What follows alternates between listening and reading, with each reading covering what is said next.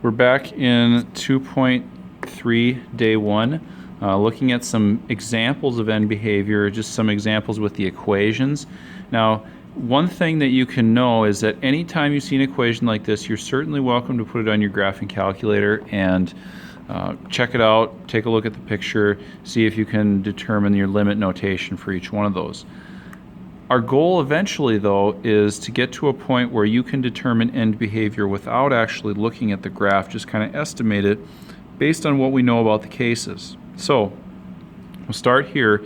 The only thing we're really concerned about is the first term.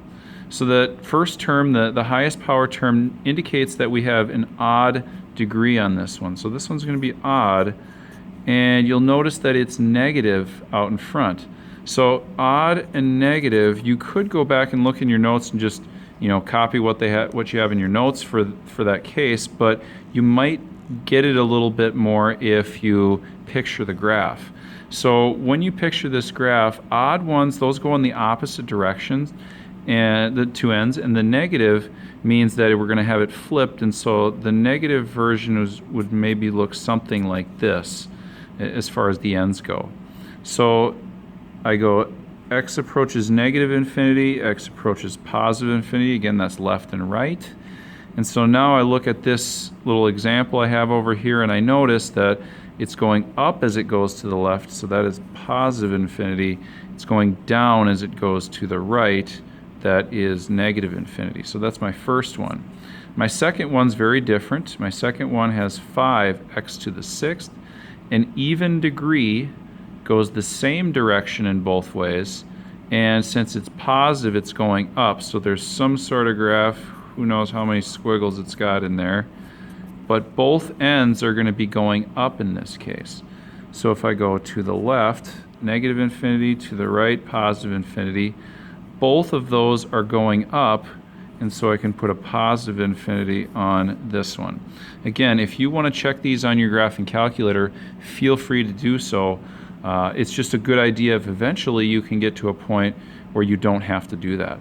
Now this last one's a little trickier. This one could use a little bit more mentioning about what's going on here, but you'll notice that we've got this in factored form, and that's not super handy. What we can do, though, is just imagine, what if we had FOILed all this out? What would it look like?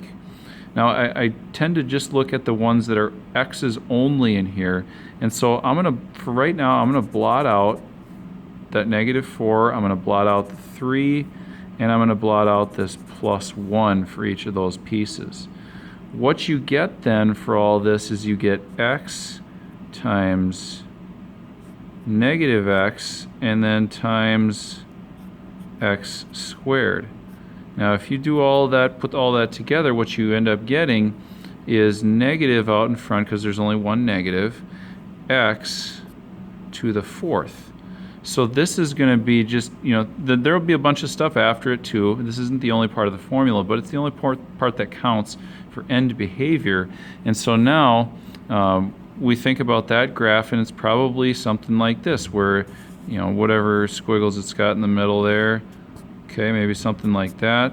But the thing is it's going down in both directions. And so with my end behavior, the way that I can state this, I have a negative here for the left, I have positive here for the right, and then since they're both going down, I do negative infinity on each one of those limit notations. And so those examples, just a few more to get you thinking about end behavior.